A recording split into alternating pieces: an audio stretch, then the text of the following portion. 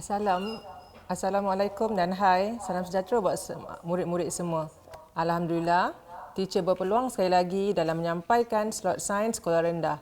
Kali ini dengan tajuk Microorganism Around Us. Ataupun dalam bahasa Melayunya, mikroorganisma di sekeliling kita. Okey, terima kasih sekali lagi kepada pihak-pihak yang bertanggungjawab dalam melaksanakan program hebat tuition online Perlis Mengaji ini. Terima kasih kepada Jabatan Agama Islam Negeri Perlis, Majlis Agama Islam Negeri Perlis, Kerajaan Negeri Perlis dan Jabatan Pendidikan Negeri Perlis. Ucapan terima kasih juga ditujukan kepada ahli keluarga dan sahabat guru yang berada di serata Malaysia yang banyak memberikan dorongan dan semangat.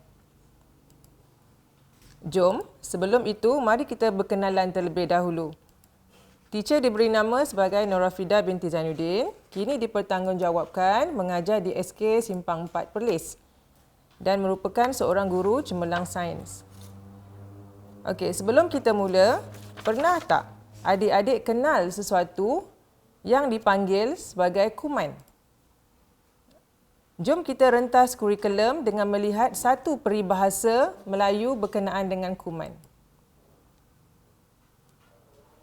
Okey.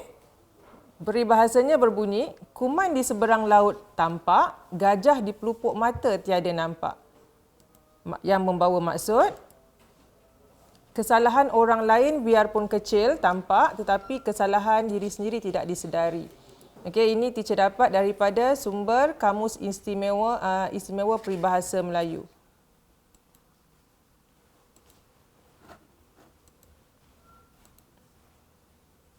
Okey, ini pula adalah antara berita-berita tentang wabak COVID-19 yang melanda bukan sahaja di Malaysia tetapi juga di dunia.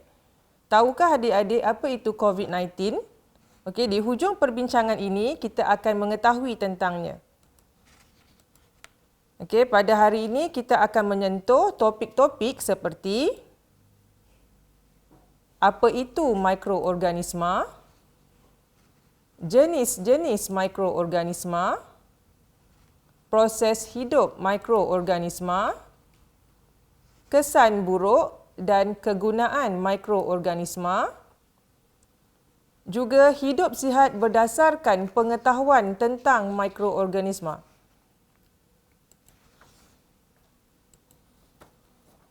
Topik kita yang pertama, sudah tentulah kita nak kenal. Apa itu mikroorganisma kan? Okey, mikroorganisma ni kalau kita panggil, bahasa kampung dia kuman. Biasa orang sebut kuman. Okey, sebelum tu, jom kita cek tapak tangan kita. Bersih tak tapak tangan kamu? Adakah jika kita tidak nampak kekotoran pada tapak tangan, kita dengan yakinnya menyatakan bahawa tangan kita bersih? Renungkan kembali. Bilakah kali terakhir kamu membasuh tangan? 1 jam yang lalu? Tempat terakhir kamu sebelum menonton tuition online ini di mana? Tandas ataupun bermain dengan haiwan peliharaan? Ini adalah gambaran tangan kamu sekiranya selepas mengunjungi tempat-tempat tersebut tanpa membersihkan tangan. Gerun kan? Kalaulah kita boleh nampak mikroorganisma yang berada di tapak tangan kita itu, teacher pasti tentu kamu tidak akan berhenti daripada membasuh tangan. Tahukah anda? Mencuci tangan adalah salah satu cara yang paling berkesan untuk mencegah penyebaran jangkitan yang berasal dari rumah ataupun tempat kerja. Dengan mencuci tangan juga boleh membantu mengelakkan penyebaran kuman antara individu kepada individu yang lain. Okey, yang ini kita kalau kata yang melibatkan sentuhan, okey. Seterusnya, kita nak tahu berkenaan dengan takrifan. Apa yang kita maksudkan sebagai mikroorganisma? Okey, mikroorganisma adalah hidupan seni, yakni yang sangat halus yang tidak dapat dilihat dengan mata kasar tetapi dapat dilihat menerusi mikroskop. Gambar yang tertera dekat skrin adalah mikroskop. Ini adalah mikroskop yang biasanya ada di sekolah-sekolah. Seterusnya, kita nak kenali tentang jenis-jenis mikroorganisma. Jom kenali jenis-jenis mikroorganisma yang ada. Okey, kita akan tengok satu persatu selepas ini. Yang pertama, kita nak tengok berkenaan dengan fungi. Kedua, protozoa. Ketiga, alga. Keempat, bakteria. Dan yang kelima, virus. Kita pergi pada kumpulan yang pertama, iaitu kumpulan fungi. Sesetengah fungi dapat dilihat dengan mata kasar. Okey, kalau kita tengok kulat yang terdapat pada makanan yang rosak, okey, pada roti, pada nasi, pada buah-buahan yang dah busuk, okey, kita akan nampak. Kemudian mucor ataupun kulat pada roti, yeast tu dapat dilihat menerusi kanta pembesar dan mikroskop. Okey, itu adalah yang besar. Yang ini yang kalau kita tengok dekat skrin, yang ini dipanggil sebagai mucor lah. Okey, yang ini adalah yeast. Okey, yang ini adalah kulat pada roti. Kumpulan kedua mikroorganisma dipanggil sebagai protozoa. Protozoa hidup di habitat berair seperti kolam, tasik dan sungai. Ini adalah contoh-contoh protozoa iaitu paramecium dan juga ameba. Kumpulan yang berikutnya dipanggil sebagai alga. Alga ini merupakan hidupan seni yang mempunyai sifat tumbuhan, di mana alga akan membuat makanannya sendiri melalui proses fotosintesis. Contoh-contoh bagi alga ialah Spirogyra dan juga phytoplankton. Kumpulan yang keempat dipanggil sebagai bakteria. Bakteria ini boleh wujud dalam pelbagai bentuk, saiz dan juga warna. Okey, kita ada bakteria Streptococcus, bakteria Bacillus, bakteria E. coli dan juga bakteria Salmonella. Dan kalau kita pergi cari dekat Google, kita akan dapati banyak lagi nama-nama bakteria yang ada lah. Dan kumpulan yang terakhir bagi mikroorganisma ialah virus. Virus ini merupakan mikroorganisma yang paling halus ataupun kecil. Dia hanya boleh dilihat di bawah mikroskop elektron. Kalau kita tengok bawah mikroskop biasa tu, kita tak boleh nampak. Ini dia punya contoh-contoh virus yang ada. Sekarang satu dunia sedang bercakap tentang virus ini, iaitu virus corona. Ini pula merupakan virus bacteriophage dan ini pula adalah virus influenza. Okey, so kat sini ada satu tajuk dipanggil sebagai raksasa mikroorganisma.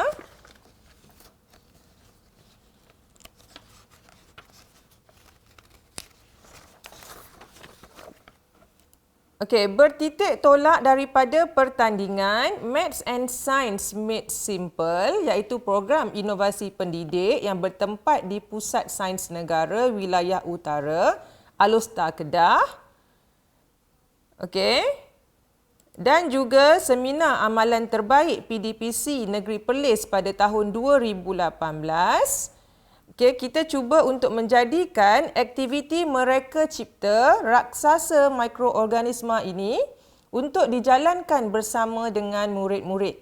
So ini boleh dijadikan sebagai salah satu aktiviti dalam kita punya PDPC. Okey. So jom kita jalankan aktiviti, iaitu kita cuba bina model mikroorganisma dan jadikannya raksasa menggunakan bahan-bahan terbuang. Apa maksud raksasa di sini?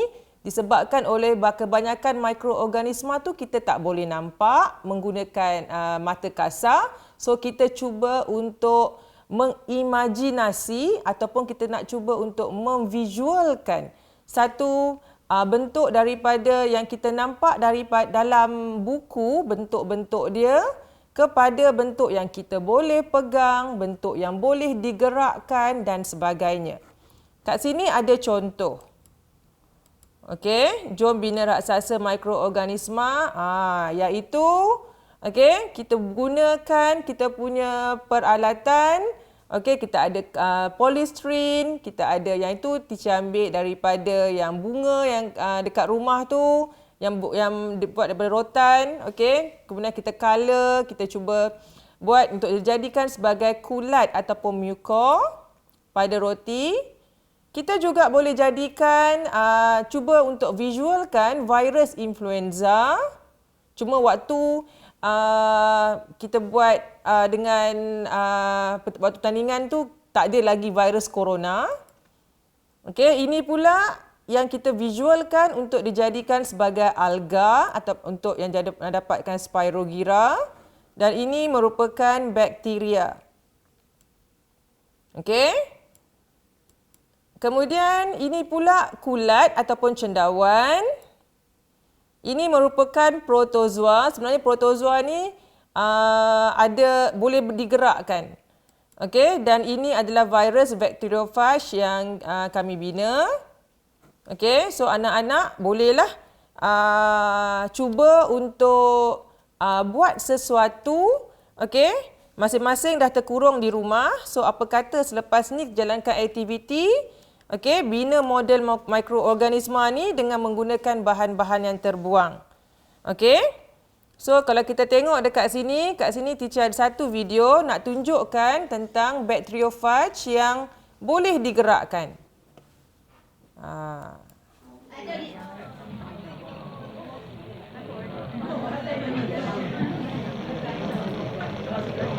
Waktu teacher punya seminar tu, dia payah sikit nak gerak. Okey? Okey, selain daripada menjadikan mikroorganisma, okey, sebagai raksasa dari segi bentuknya, kamu tentu ingin jadikan mikroorganisma kamu itu bergerak. Cuba buat satu dan jadikannya bergerak seperti ini dalam gambar lah.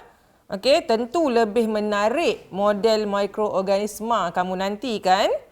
Okey. Ini pula merupakan rational activity dijalankan. Yang pertama, untuk dapat mengatasi masalah murid yang tidak dapat mengimajinasi atau membayangkan sesuatu yang tidak nampak dengan mata kasar. Yang kedua, dapat digunakan untuk menarik minat murid terhadap pembelajaran sains, terutama dalam topik mikroorganisma. Yang ketiga, dapat menjimatkan kos dengan menggunakan bahan terbuang. Kalau kita tengok untuk tajuk mikroorganisma ni, dekat sekolah-sekolah, terutama dekat sekolah rendah, masih lagi tiada model tentang mikroorganisma. Okey, jadi mungkin selepas ini murid-murid boleh menjadi lebih kreatif, lebih inovatif untuk mendapatkan model itu sendiri dan disimpan di sekolah. Okey, seterusnya kita nak tengok berkenaan dengan proses hidup yang dijalani oleh mikroorganisma. Okey, mikroorganisma merupakan benda hidup. So, benda hidup perlu menjalani proses hidup. Antara proses hidup yang dijalani oleh mikroorganisma ialah yang pertama, bernafas. Yang kedua, bertumbuh dan membiak. Dan yang ketiga, bergerak. Okey, untuk mikroorganisma bernafas, boleh dibuktikan dengan menjalankan uji kaji berikut. Di mana tujuan dia membuktikan yeast bernafas. So, yeast di sini adalah mikroorganisma. Kita nak tengok dia boleh bernafas dan membebaskan gas ataupun tidak. So, kalau kata dekat rumah tu ada yeast, ada gula, ada air suam, dah boleh buat. Okey, langkah-langkah dia, isikan air suam ke dalam botol plastik. Kemudian letakkan 3 sudu kecil yeast dalam botol.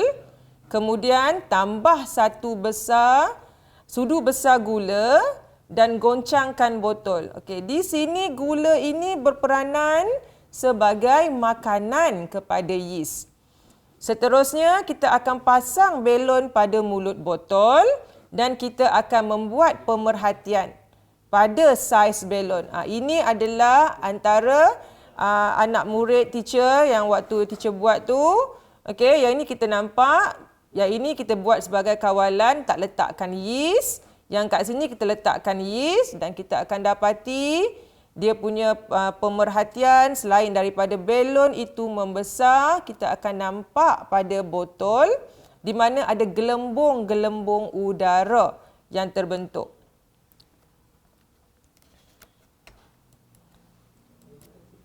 Okey, so kita boleh terangkan di sini di mana yeast merupakan benda hidup yang dapat menguraikan substrat iaitu gula dan air dan akhirnya menghasilkan gas karbon dioksida. Melalui aktiviti ini, adunan roti, donat dan juga pau dapat mengembang dan gebu dengan adanya yeast yang dimasukkan ke dalam adunan. Okey, cuba perhatikan pada video yang tertera. Video ini adalah teacher ambil daripada sumber YouTube. Okey, nak tunjukkan time lapse berkenaan dengan pengembangan dough.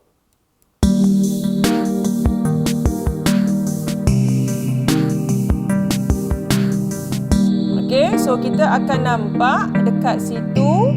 Okey, daripada dough yang tidak mengembang kepada dia mengembang.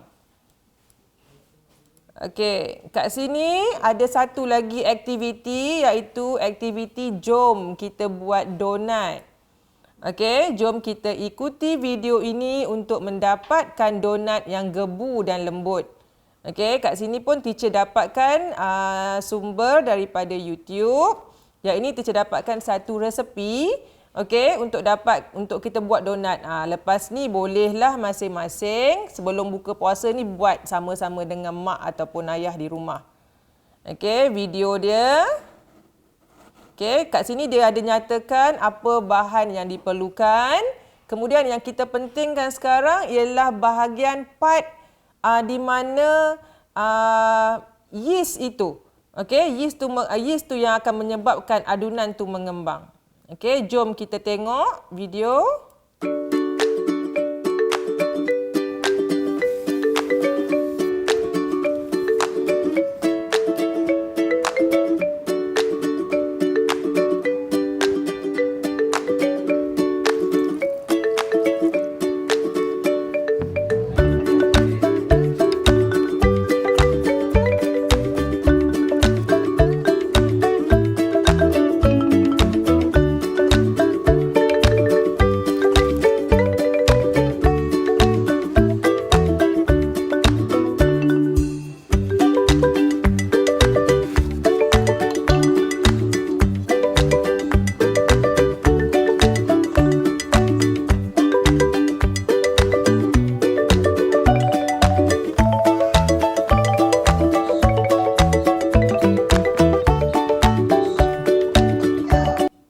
Okey, so kita dah nampak dekat situ satu resepi macam mana kita nak dapatkan donat yang gebu dan lembut. Okey, di mana dia proses awal dia ialah dengan cara mencampurkan yeast, gula dan juga air suam.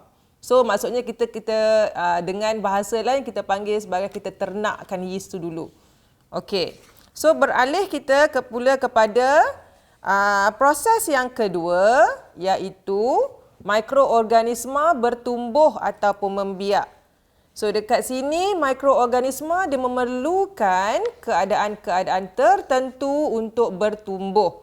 So keadaan-keadaan tersebut ialah suhu yang sesuai, kehadiran udara, keadaan keasidan yang sesuai, kehadiran air dan juga nutrien sebagai sumber makanan. So dekat sini kita boleh nampak, okey, satu uji kaji kita boleh buat di mana kita letakkan satu plastik, okey, bertutup rapat. Kita letaklah ada roti dekat situ, ada pisang, dan biasanya kalau kita kat sekolah kita ambil roti saja. Okey, so kita akan perhatikan selama 7 hari apa yang akan berlaku kepada makanan tersebut. So nampak tak dekat kita punya makanan selepas 7 hari tu dah mula ada apa? Dah mula ada tompok-tompok hitam, putih. Okey, so kalau kita tengok makanan yang selepas 7 hari ni agak-agak boleh dimakan ataupun tidak. Okey, so kat sini teacher akan tunjukkan pula satu video time lapse juga, okey, berkenaan dengan pertumbuhan mikroorganisma di atas agar-agar. So, perhatikan ya.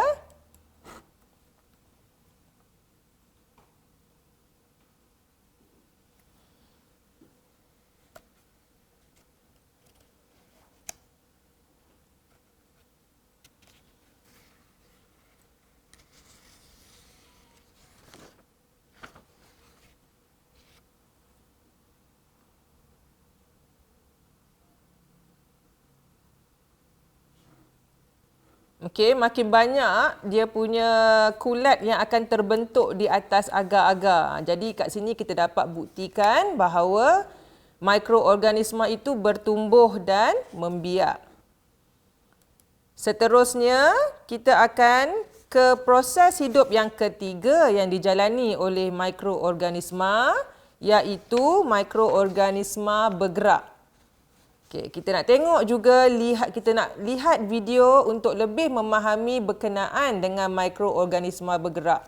Okay, so dalam video ini kita tengok di bawah mikroskop berkuasa yang lebih tinggi lah. So kat sini mikroorganisma bergerak ni kita akan cuba tengok mikroorganisma apa yang bergerak ni. Kalau kata murid-murid dah nampak daripada awal, ikuti pembelajaran daripada awal.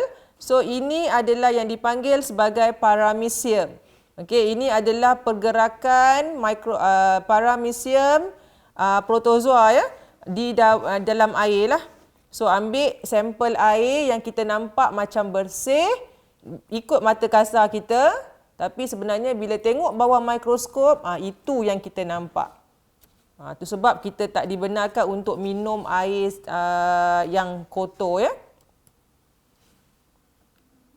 Okey, perbincangan kita diteruskan pula dengan kesan buruk dan kegunaan mikroorganisma. Sebelum tu, teacher nak minta maaf sekiranya ada yang akan terganggu apabila melihat gambar-gambar yang ditayangkan. Okey. So, kita mulakan dengan kesan buruk mikroorganisma. Apa mikroorganisma akan buat kepada kita ataupun manusia dan sebagainya. Okay, yang pertama, kesan buruk yang pertama ialah kerosakan pada makanan di mana dia akan menyebabkan perubahan struktur, rasa dan juga bau. So, kat sini teacher ambil gambar buah tomato. Okey, buah tomato yang kita beli daripada pasar ataupun yang kita tanam. Okey, kalau kita biarkan di atas meja selama beberapa hari, inilah keadaan yang akan kita nampak. Okey, kesan buruk yang kedua iaitu mikroorganisma boleh menyebabkan penyakit berjangkit. Okey, seperti konjungtivitis. Konjungtivitis ni ialah penyakit mata merah. Okey, beguk yang kalau kita dekat Perlis kita panggil sebagai bengkak cantik. Tak salah.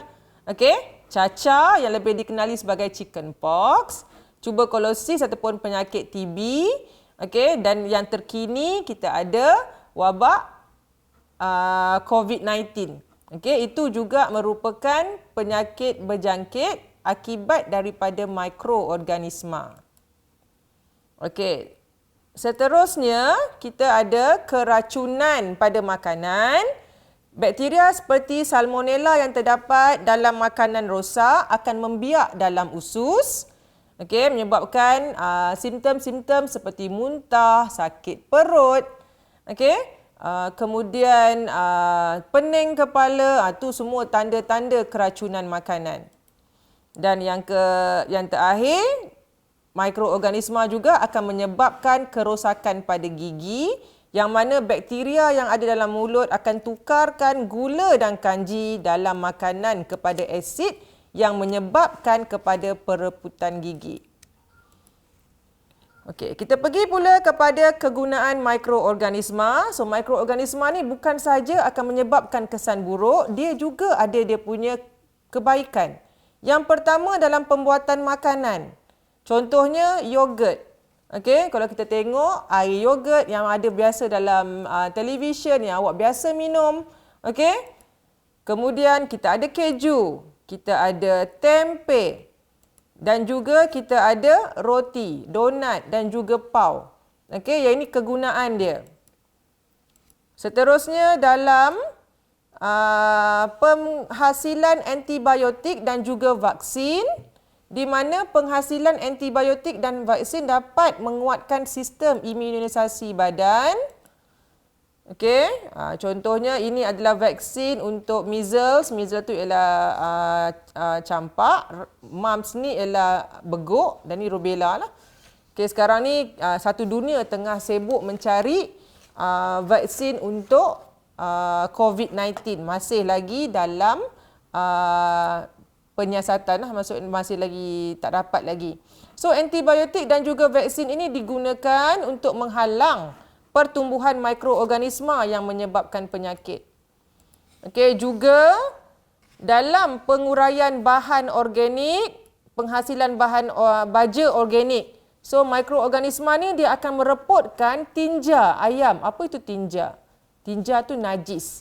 Najis ayam, lembu ataupun kambing yang digaulkan dengan serbuk kayu, dan dijadikan sebagai baja organik. Kemudian, merawat sisa kumbahan. Bakteria digunakan untuk merawat sisa kumbahan untuk memusnahkan sisa-sisa toksik yang terdapat dalam loji kumbahan. Ini pula merupakan tajuk yang berikutnya, iaitu hidup sihat berdasarkan pengetahuan tentang mikroorganisma. Yang pertama, langkah-langkah pencegahan penyakit berjangkit. Tak semua penyakit berjangkit boleh dicegah. Tapi kalau ada sesetengah lah. Kalau macam demam denggi tak boleh lah kalau kita setakat cuci tangan. Dia ada dia punya ikut penyakit dia. So mencuci tangan sebelum makan ataupun selepas keluar tandas. Tidak berkongsi peralatan peribadi. Yang ini kalau kita tengok penyakit seperti kurap, panau. Boleh berjangkit daripada satu pesakit kepada pesakit yang lain. Kemudian kuarantinkan pesakit yang menghidap penyakit berjangkit. Kalau kuarantin ni macam sekarang kita ada penyakit COVID-19, kemudian kita ada demam denggi, yang itu kita perlu kuarantin, termasuk sekali konjungtivitis.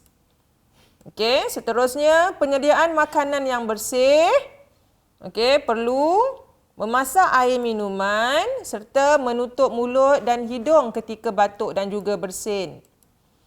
Kat sini kalau kita tengok amalan harian yang boleh diamalkan untuk menjamin kesihatan diri. Cuba tengok dekat situ. Gambar bilik ataupun rumah yang dalam keadaan yang bersepah. So menjaga kebersihan bilik tidur seperti membuang sisa makanan, kotoran dan juga sampah dapat elakkan bau busuk. So serangga seperti lipas dan semut tidak akan memasuki bilik kita. Jangan bagi bilik kita jadi macam ni. Kemudian mandi dengan menggunakan sabun. So mandi dengan sabun dapat menghilangkan kuman yang terdapat pada badan yang berpeluh. So kuman ini boleh sebabkan gatal-gatal dan penyakit kulit. Seterusnya memakai pelitup hidung dan juga mulut semasa wabak. Sekarang ni wabak COVID-19, semua siapa yang nak keluar kena pakai pelitup hidung. Dia la ni istilah baru bukan penutup tapi pelitup. Itu sumber daripada Dewan Bahasa. Okey, seterusnya elak daripada berada dekat dengan pesakit berjangkit. Juga elak makan makanan yang terdedah dengan lalat. Okey. So kita berbalik kepada persoalan di awal perbincangan kita, iaitu apakah itu COVID-19? Okey, COVID-19 ataupun penyakit coronavirus 2019 adalah strain baru coronavirus yang sebelum ini tidak pernah dikenal pasti. So berdasarkan maklumat terkini, COVID-19 berjangkit dari individu kepada individu melalui titisan, pernafasan atau sentuhan. So ada yang mendapat gejala seperti demam, batuk dan sukar bernafas. Okey. So bagaimana kita ingin memastikan yang kita itu tidak dijangkiti? Okey. So boleh buat satu folio berkenaan dengan COVID-19 dan boleh serahkan pada guru-guru selepas PKP habislah. Okey. So kita nak cuba lawan COVID-19. Okey. So kat situ kita dah biasa tengok hashtag, okey, stay at home, putuskan rantaian COVID-19, stay safe, belajar daripada rumah. Okey. So dekat sini teacher sediakan satu soalan quiz cara online yang ini teacher buat menggunakan Google Form. Okey, siapa-siapa yang ada scanner boleh ambil untuk jawab. So kat sini kita akan generatekan sijil untuk pelajar ataupun murid-murid yang dapat markah 80 dan ke atas. Jadi bila awak jawab soalan kuis itu, jawablah dengan baik. Okey. So dekat sini kita ada contoh. Ni contoh sijil yang awak akan dapat. Okey, dengan nama awak, dengan sekolah. Kalau boleh letaklah nama penuh dan juga huruf besar. So kita akan nampak berapa skor yang kita dapat dekat situ. Okey, so kat sini sebelum kita habis, saya akhiri. Okey, so kita nak tengok dekat sini sebagai tambahan, teacher ingin mengucapkan terima kasih kepada wira-wira negara kita, frontliner. Okey, teacher akan buka satu lagu ataupun kita ambil sebagai doa wira negara. Okey, masing-masing cuba hayati, masing-masing cuba fahami lirik kata, okey, dan cuba untuk duduk kekal di rumah.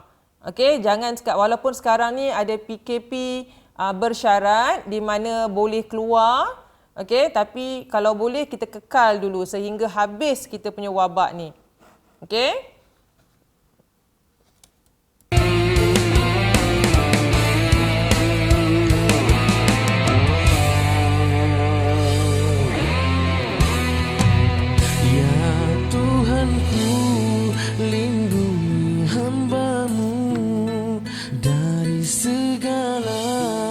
Segala azabmu, ya Tuhanku, bimbinglah hamba-Mu dari segala berat ujian-Mu. Ya Tuhanku, bantulah mereka, wira negara yang berkorban nyawa demi negara, bangsa dan agama. Mereka rela berkorban nyawa. Ya Allah, ya Tuhanku, rahmatilah mereka, wira-wira negara yang menggadaikan nyawa. Ya Allah, ya Tuhanku, ampunilah mereka dari masa ke masa sedang bertarung nyawa. Ya Allah, ya Tuhanku, sungguh kami tak mampu dengan azab siksa-Mu. Ampunilah aku, ya Tuhanku.